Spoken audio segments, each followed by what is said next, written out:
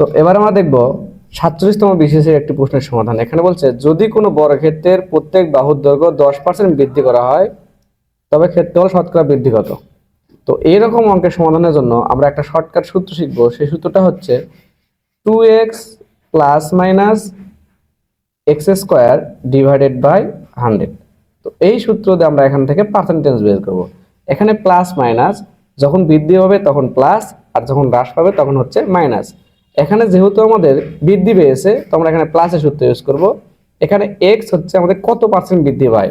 তো যেহেতু আমাদের এখানে 10% বৃদ্ধি পেয়েছে তো আমরা এখানে লিখতে পারি যে 2 into 10 plus 10 square divided by 100%।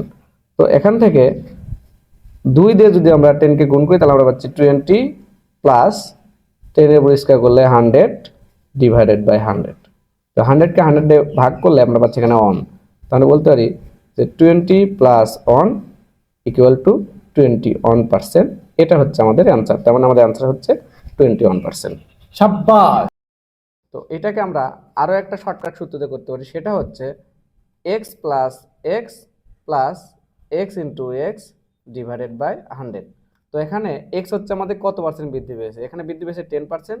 তখন বলতে 10 plus 10 plus 10 into 10 divided by 100। তো এখানে 10 এবং 10 যোগ করলে আমরা পাচ্ছি 20 প্লাস 10 10 গুণ করলে 100 ডিভাইডেড বাই 100, কাটাকাটি করলে আমরা পাচ্ছি এখানে 1। তাহলে 20 প্লাস 1 তো আমরা বলতে পারি 21%।